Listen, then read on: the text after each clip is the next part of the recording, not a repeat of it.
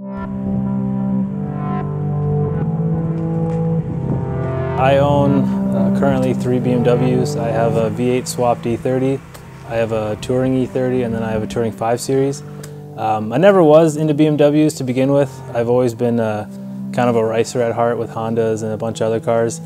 My first car ever was a 1999 Mercury Cougar that I slammed on cut springs.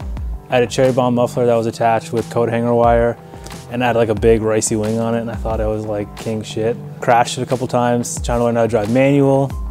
I bought it thinking I could drive manual, and I couldn't, and I stalled it at every red light I possibly could, and I pissed off like all of Burlington with that car. And then moved from there, I moved into Hondas. I had a couple hatchbacks, I had a Prelude. I blew it up, and then I spent a lot of money on it, which I shouldn't have, but at the time I thought it was super cool, and I had a full-time job, I was living at home, so I didn't care. And that turned into like some crazy like 500 horsepower, single turbo, like big, crazy car nonsense. And blew it up, sold it, it got parted a second time, ended up at a scrapyard. I bought it back and then sold it again. So that was a pretty crazy trip on that one.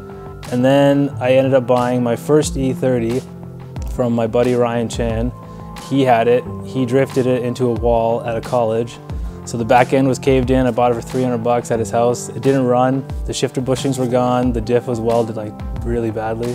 It had holes in the floors, half the brakes didn't work, the shifter was screwed, the transmission was screwed. Some guy bought it for 100 bucks just to cut into a pickup truck.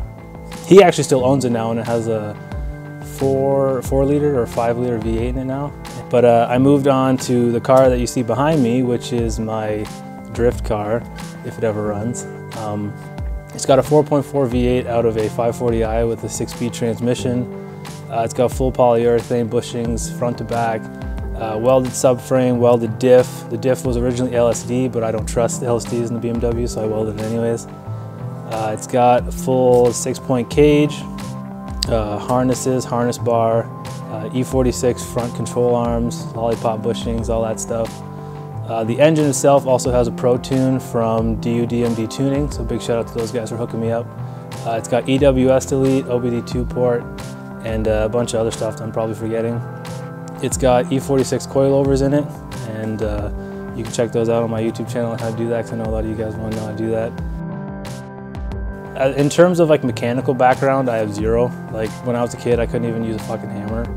And I used to just watch YouTube after YouTube video, which kind of is what got me onto making my own YouTube videos, because a lot of the stuff that I was trying to Google and figure out how to do, people weren't doing it, so I had no way of knowing how to do it, so I kind of just threw myself into that situation, which definitely left me on the side of the road quite a few times, and it's been a stepping stone in terms of what I know now and what I know not to do now, and I just enjoy it to the point where I like to do it more than I actually work in my own job, so it's becoming a bit of an obsession, but it's one that I personally feel like it'll stick with me probably for the rest of my life. And if you guys enjoy too, just do it. Who cares what your friends say? Just do it. For the drift car, honestly, I don't know why I built it. I bought the car. I found my buddy Nav saw the car on the side of the road and was like, hey man, I heard you were looking for an E30 and I found this one and it looks perfect for you. So I met the guy. He came down, he was like, yeah, I'm getting ready to sell it. And I was like, okay, perfect, how much do you want? And he was like, oh, I want 1,200. And I was like, no. And then he was like, well, what do you mean no? And I'm like, I'm not paying you 1,200 bucks. And then we kind of talked back and forth for a little bit. And then I went to get in my car and then he kind of was like, yo, okay, like, and then he lowered it down to 600 bucks. So bought it, left my car there, bolted my plates onto it, and then I just drove it home. And then I came back from my car later and I got about maybe 3 blocks away and the car overheated. So I ended up taking my plates back off, putting them on my actual car, and then getting it towed. Yeah, so the touring you see behind me, it was a bit of a impulse buy in terms of, like, I didn't need it, but I just saw it. It was a good price, and I said, fuck it, why not? So I bought it, and ever since then I haven't really looked back, and I haven't really looked forwards with the car either, because I've had a lot of other things to do. So it's kind of been sitting on the back burner. It runs and drives, it stops, it does everything a car should do, but it needs some love in some certain areas, so I'm definitely probably going to send it out to get painted. I'm going to fix all the body in terms of like rust and some other small areas. Right now it's just going to kind of sit where it is, and then I'll eventually get to it when I have time, but you know, we'll see when that happens.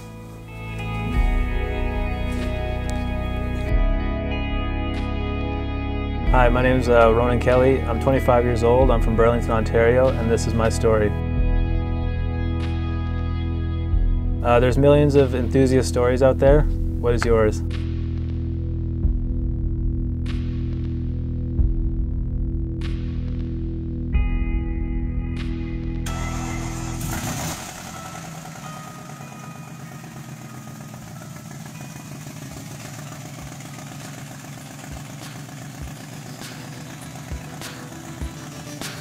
Click the Daily Driven Mods icon to subscribe to Ronan's channel and follow his story.